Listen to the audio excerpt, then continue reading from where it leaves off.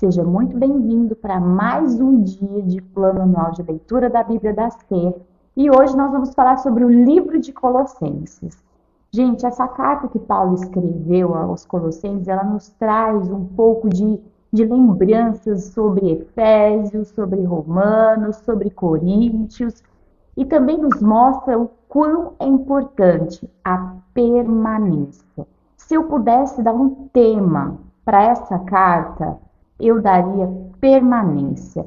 Paulo ele vai falar desde o início do texto, são 4 capítulos, e ele vai falar sobre nós sermos um povo cheio do Espírito Santo de Deus e não permitirmos que nem através de pessoas desconectadas do corpo, pessoas que não têm a revelação do Espírito Santo, e nem por qualquer outro tipo de motivo, tribulações, problemas, pecados, nós venhamos a deixar de viver o Evangelho.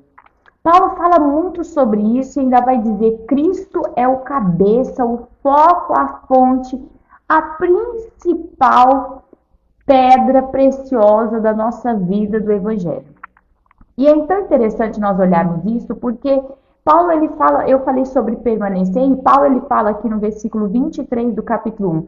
É preciso, porém, que continuem a crer nessa verdade e nela permaneçam firmes. Não se deixe levar. Quantas pessoas elas vão para a igreja, elas se rendem, elas vivem experiências, mas aí o inferno levanta pessoas desconectadas do corpo, pessoas que não têm uma aliança com Deus, levanta problemas, traz passado, pecado, e ali essas pessoas começam a se envolver e deixam de estar conectados a Cristo. Paulo vai falar muito sobre isso nessa carta, e nós precisamos receber isso no nosso coração, porque às vezes a gente nem percebe, mas vem em forma de uma correria, vem em forma de problemas, vem em forma de situações. E o nosso amor, a nossa confiança, a nossa entrega de vida vai ficando cada vez mais esfriada. E Cristo é o foco da nossa vida. Nós não podemos ser pessoas religiosas. Nós não podemos nos tornar aquela pessoa que vai para a igreja e não sabe nem por que está indo, que vai ali, bate um cartão, literalmente. Pessoas assim que carregam um título de cristão, mas nem não viveu mudança, não viveu transformação. A transformação ela começou, mas ela foi paralisada. Foi até então, houve até um retrocesso.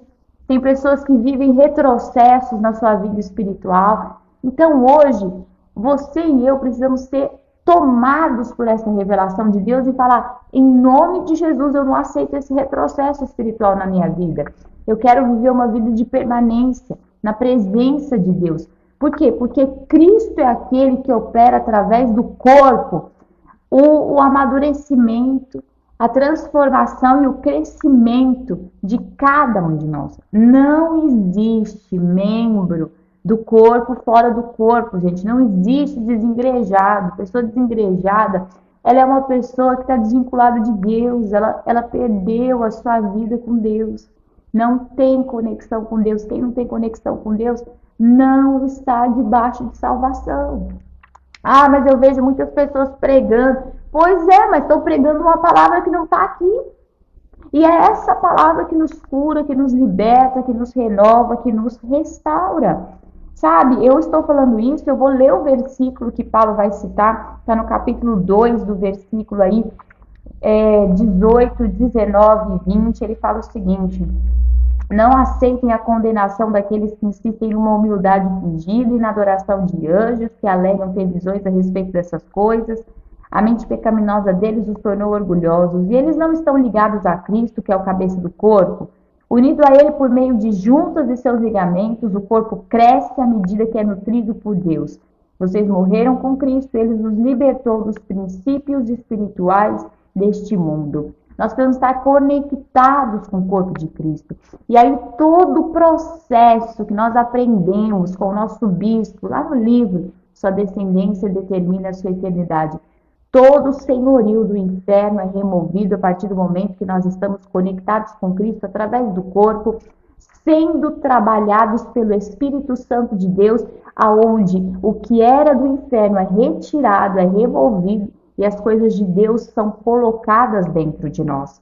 Aqui no capítulo 2, no versículo 11 e 12, nós vamos ver isso. Em Cristo vocês foram circuncidados, mas não por uma operação física, e sim espiritual, na qual foi removido o domínio de sua natureza humana. E no batismo vocês foram sepultados com Cristo e com ele foram ressuscitados para uma nova vida por meio da fé no grande poder de Deus. Tudo aquilo que exercia poder sobre a nossa vida foi removido de nós em Cristo Jesus. No capítulo 3, nós vamos ver Paulo falar muito sobre uma nova vida. Nós precisamos buscar, de fato, uma nova vida. E eu vou ler esse versículo 10 com você do capítulo 3. Revistam-se de nova natureza e sejam renovados à medida que aprendem a conhecer a Cristo e se tornam semelhantes a Ele. Final do versículo 11, Cristo é tudo que importa e Ele vive em todos. Sabe, nós precisamos de fato nos desprender de tudo aquilo que nos impede de viver a Cristo. Literalmente, coisas do mundo, religiosidades, você precisa se render para viver Jesus Cristo. Fala, Deus, me transforma. Eu quero de fato viver uma vida onde eu quero e vou te agradar. Sabe, nós precisamos ser um povo, acima de tudo, cheios da perfeita vontade de Deus.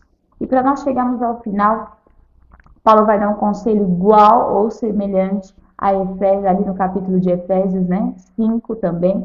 Ele vai dizer, aqui é no 3, Efésios 5, e ele vai dizer sobre instrução sobre as famílias, sobre mulheres, homens, filhos, servos.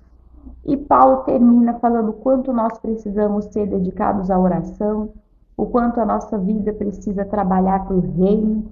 E eu quero dar um conselho que Paulo deu para uma pessoa chamada Arquipo.